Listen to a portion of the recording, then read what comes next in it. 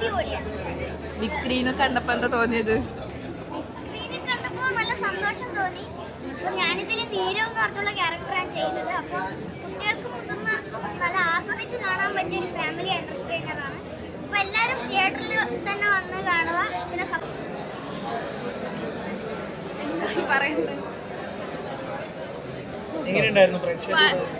എന്താ എല്ലാവരും ഫാമിലിയോടൊപ്പം തന്നെ പോയി കാണണം. ഒരു ഫൺ റൈഡാണ്, എല്ലാവർക്കും ചിരിക്കാം. പിന്നെ ലാസ്റ്റിലേക്ക് കുറേ ഫാമിലി ഇമോഷണൽ മൊമെന്റ്സ് എല്ലാം നമുക്ക് കാണാം. സോ എല്ലാവരും തിയേറ്ററിൽ പോയി കാണുക. Thank you. ഞാനിതിൽ അഭിനയിച്ചിട്ടുണ്ട്. പ്രേക്ഷകർ തന്നെ വന്നിട്ട് പടം കാണുക, നിങ്ങളുടെ വിലയേറിയ അഭിപ്രായങ്ങൾ പറയാം. കണ്ടവർക്കൊക്കെ നല്ല ഇഷ്ടപ്പെട്ടു. ചിരിക്കാനും കുറച്ച് കാര്യങ്ങൾ ചിന്തിക്കാനും നമ്മുടെ ഫാമിലിയിൽ മിക്ക ആൾക്കാരുടെയും ഫാമിലിയിൽ പല ഇഷ്യൂസും കാര്യങ്ങളൊക്കെ ഉണ്ടാവും. അപ്പോൾ ചില റിയലൈസേഷൻസ് ഒക്കെ ഇപ്പോൾ മീഡിയാസ് തന്നെ പറയുന്നത് സിനിമ വയലൻസ് ഒക്കെ ഇൻഫ്ലുവൻസ് ചെയ്യുന്നു. അപ്പോൾ ചില നന്മകളും സിനിമയിലൂടെ നിങ്ങൾക്ക് മനസ്സിലാക്കാൻ വേണ്ടി പറ്റും. ഇതിലെ കുറച്ച് കാര്യങ്ങൾ നമുക്ക് ഫാമിലിയിലേക്ക് ഒരു റിയലൈസേഷൻ വരുന്നുണ്ട്, ബന്ധങ്ങളുടെ മൂല്യങ്ങളെ കുറിച്ചിട്ടൊക്കെ. അപ്പോൾ എന്തായാലും പടം തിയേറ്ററിൽ തന്നെ കാണാം, സപ്പോർട്ട് ചെയ്യാം. ഇതിൽ ഞാൻ നിഷ എന്നുള്ളൊരു ക്യാരക്ടറാണ് ചെയ്തത്. കണ്ടവർ അഭിപ്രായങ്ങൾ പറയും. Thank you.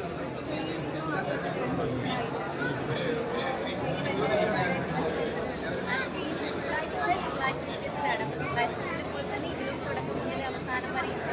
ഇതിപ്പോൾ ട്രെയിലർ കണ്ടവർക്ക് മനസ്സിലായിട്ടുണ്ടാവും. ബാക്കി സ്ത്രീകളൊക്കെ നല്ല വളരെ കാമാൻ ഫ്രഞ്ചായിട്ട് കഴിക്കുമ്പോൾ എല്ലാവരും പണിയെടുത്ത് തലയടിച്ച് പൊളിക്കണം രീതിയിൽ അങ്ങനെ പെരുമാറും. കുഴപ്പമില്ല, അത്യാവശ്യം നല്ല സ്പേസ് എനിക്ക് കിട്ടിയിട്ടുണ്ട്.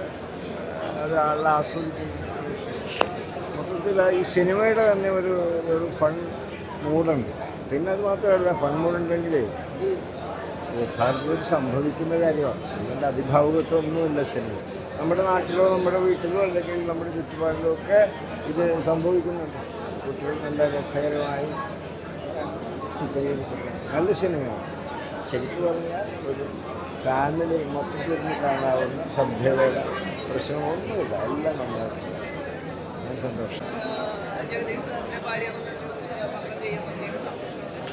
ബാക്കി എല്ലാവരും കണ്ടിട്ട് എല്ലാവരും അഭിപ്രായം പറയും.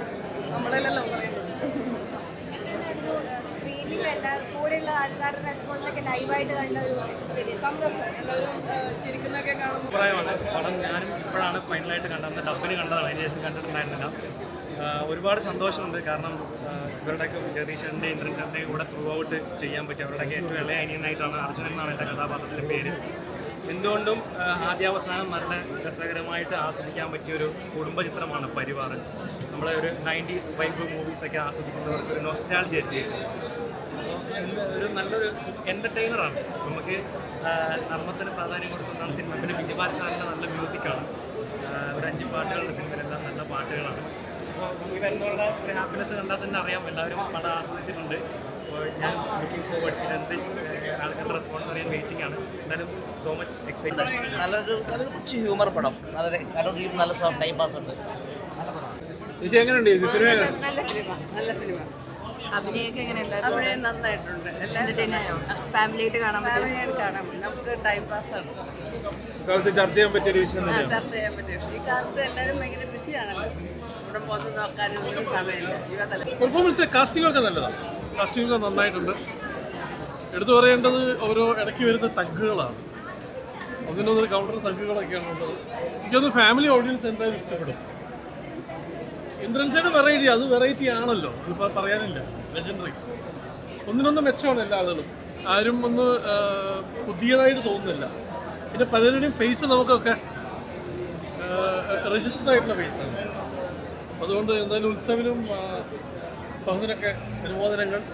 നമ്മുടെ സുഹൃത്തുക്കളൊക്കെ ചെയ്ത പടമാണ്. അതുകൊണ്ട്